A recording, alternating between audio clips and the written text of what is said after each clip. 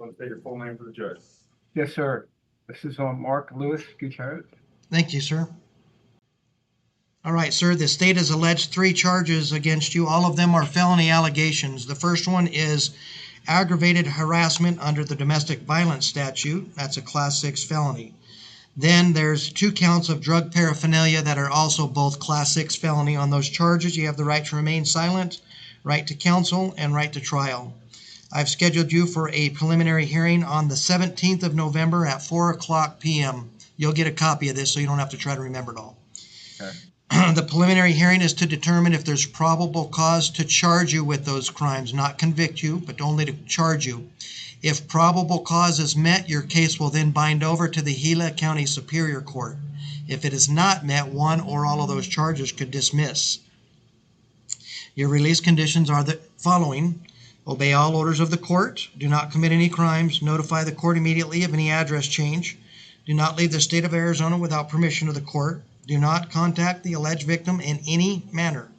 Do not possess any firearms. I'm placing a $5,000 bond hold on you, so you'll remain in custody on those charges unless you post bond. Being that you're held in custody, sir, you have the right to a court-appointed attorney if you cannot afford to hire one. Can you afford to hire an attorney? No, sir. All right. I'll send you a financial questionnaire that'll ask you questions about your finances, and that will be submitted to the court. Also, because you're in custody on a felony, the prosecutor must file a complaint within 48 hours of the date and time of this hearing. It does not count weekends and holidays. Unfortunately, we're coming to a weekend. So on Tuesday at this hour, if they do not have a complaint filed, then you'll be released on your own recognizance without having to post bond or bail, okay? If they do file a complaint, then your attorney will be assigned if you qualify for them. They'll be made aware of your charges, aware of your bond, and be in touch with you about the case shortly thereafter. Additionally, every person that's held in custody on misdemeanor or felony has a bond review. So this will be sent to an attorney to review the bond to find if it's reasonable or not. If they determine it's not, then they'll request a hearing and you'll be notified of that. If they don't request a hearing, it will be presumed that it's reasonable. Do you understand that information, sir? I do understand that, sir. Do you have any questions? Yes, I do. Go ahead. 2 things is that, one is that I am on HIV life-saving medication I'm supposed to have every day. And Okay. I did bring a bottle in. It had 2 of my medications mixed together because one of my bottles spilled. I asked for that. I haven't been given that yet. And also, I need to be able to call my neighbor to see if she was supposed to pick up my medications, and of course, to see if she could bring them to me if the case I'm going to be here. And the other thing is that, sir, I'm not a flight risk. I've always shown up for court. I've always shown up to my appointments. I've never missed one. I've been paying my fines. So let me give you the reason for the bond, and I'll answer your questions on the medication. So first off, the medication portion. When we're done here, speak to the detention staff. They'll allow you to use a phone call to try to make some arrangements to get that bond. The reason why you have a bond is there was a current court order where me or another judge told you no contact with the alleged victim, and allegedly you broke that request.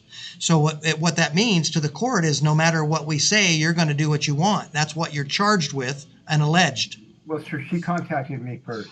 Okay. Several times. We've actually been back and forth together. Been back together like 4 times. So, okay. So what I need to do, sir, is make sure I assist you in protecting your rights. So we don't want to argue the case now. Today's not the place for that. Okay. All right. The law enforcement has investigated what you had to say, and they investigated what the alleged victim had to say, and made a determination to charge you with aggravated harassment under the domestic violence statute. So with the argument of all of that is at a later date. That's to make you aware of that, make you aware of the bond, okay? That's allegations. I've read the allegations of what it is. You might have a defense to it, you're not guilty of it. These are allegations, okay? Well, I have to sit in jail. Yes, you do, because of their probable cause that they submitted to make a determination to charge you with that, okay? But it doesn't mean you're guilty of it, but it is that's what But I only wanted my birth certificate back in my papers and stuff, and she ignored me for 4 days. Sir, you're trying to discuss the case and argue the case here, and I'm trying to protect your rights the best I can. You just want to throw details about it out. I really don't. Today's not the place to argue it. So the reason why I set the bond is for what I told you. There's allegations made against you. They're only allegations. There is that bond that is in place. Regarding your medications, just talk to the detention staff to be able to use the phone to get those arranged. Thank you. You're right, sir. You want it sent to you, or? Man, I got it. Judge, if you would send those to me. Okay, all right. Appreciate it. You betcha. Bye now. Bye.